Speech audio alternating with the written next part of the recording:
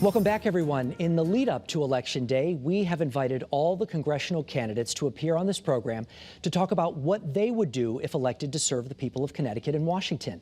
Today, U.S. Representative John Larson is joining us here in the studio to talk about his bid for re-election in the 1st District. Congressman, thank you very much for being here this morning. We appreciate it. Great to be with you, Mark. I know it's been a very busy time. I do want to ask you, elected initially, 1998? Yes. This will be your 13th term. Correct. What would be different this time? I think what's different is that this is probably the most consequential election since I've been running for office, going back to my days on the Board of Education, because there's so much at stake, Mark. People understand a global pandemic and all that that has wrought, the bottlenecks that led to supply chain issues. On top of that, the first time the United States government, there was an attempted overthrow of the peaceful transition of power on January the 6th. And amidst that as well, the largest war in Europe in 79 years, Russia invading the Ukraine. These have caused dramatic shocks and upheavals. And within all that, we've responded, I think, in the right way. First with the American Rescue Plan, to put vaccinations back in people's arms, kids back in their school seats, money in people's wallets, and most importantly, people back to work. And then we followed up on that with an infrastructure, a historic infrastructure plan that will address critical issues like right here in Hartford, the 8491 interchange, which is the #1 chokehold in the state, #1 in New England, #3 in the nation in terms of truck traffic pollution. And when you throw into that the 2 levees that are both damaged on either side of the Buckley Bridge, this becomes a top priority. I'm proud that we have the funding and that Governor Lamont and Commissioner Gioletti have done a great job. It's on a fast track of design and build, but to alleviate the isolation for people in North Hartford, to end the Etna Viaduct, to recapture the riverfront, a more than 50-year goal of communities and people in this region. So I'm proud to be part of that and working there. And of course, the Inflation Reduction Act, as well, direct negotiations for prescription drugs. Finally being able to lower those prices and holding pharmaceutical companies accountable, as well as making sure that we have money there for climate change. We now lead the world instead of following the world, as it should be. And also to make sure that we've capped costs on your health insurance, $2,000 tops out of anyone's pocket. And for insulin, we've capped that at $35. Someone in the newsroom came up to me, and I won't use their name, et cetera, but said, "Thank you," and handed me a small vial and said, "This is what my son has to take. And without this kind of relief and caption, I don't know what we would do." And that's true all across the country of these efforts in lowering health care costs for people. That's what it's all about. You mentioned costs a few times there, and obviously There's been a lot of spending, which has been a concern for some people. Your opponent, Larry Laser, has said one of the biggest differences between John Larson and Larry Laser is spending. Is the spending out of control the past few years? Not at all. The spending is in proportion to what's transpired. When he talks about inflation, they have amnesia. They have amnesia both in terms of the global events, a global pandemic that originated in China and India and spread across the world, the supply chokehold problems that I talked about. That was there before Joe Biden was even elected president. The events of January the 6th were there before Joe Biden was elected president.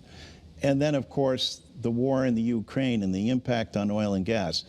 Government, to meet these problems, had to make sure that we addressed them head on, as they hadn't been done in 2008, 2009. Now, economists can differ in terms of what they think the solution was, but we think putting vaccinations in people's arms, kids back in their school seats, money in people's wallets so they could spend back in the local community, and also putting people back to work was the right thing to do. Not a single Republican voted for that.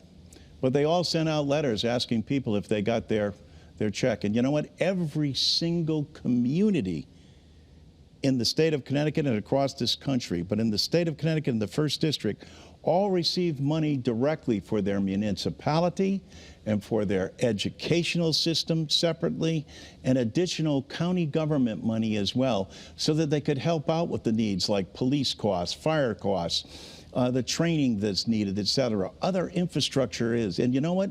We have more Republican first selectmen and mayors in the 1st District than we have Democrats. We worked with all of them. And you know what? No one sent back the check and said that that was wasteful spending. These are important investments, and I think that's the difference. Spending is one thing, and investment and what that investment will produce is a far different outcome. Things are certainly costing people a lot more these days. We've done a lot of stories in gas prices. Sure. They were dropping, kind of ticking back up. Democrats have the House, the Senate, and the White House. Do they also have the blame for what we're seeing with inflation right now? Anytime that you're the sitting president of the United States, good times or bad, you're going to take the blame and the heat. I think, again, by the president releasing the Strategic Petroleum Reserve, shows that even though this is a global pandemic, we have responsibility and share as well. And to ignore what's happening in people's households, people don't have time. They're not sitting down and going, oh, honey, how about that? What do you think the pandemic's impact was in China, and how will that ultimately affect us? No. They're talking about what's going on in their household. And that's why relief going directly to them was most important, going directly to their community, directly to the states, but to them individually. The child tax credit, for example. And when you contrast this to what the Republicans did, they gave a $2 trillion tax cut, unpaid for, that added to the national debt, 83% of which went to the nation's wealthiest 1%. Contrast that with a child tax credit. Contrast that with direct negotiations for prescription drugs, lowering insulin costs, capping insulin costs at $35. That's the major difference between the party. And lo and behold, just the other day, here's Kevin McCarthy saying, and now we're going to hold the American economy and the American people hostage by saying we won't raise the debt ceiling, which Democrats did 3 times under Trump administration. They're going to hold Biden and the American people hostage.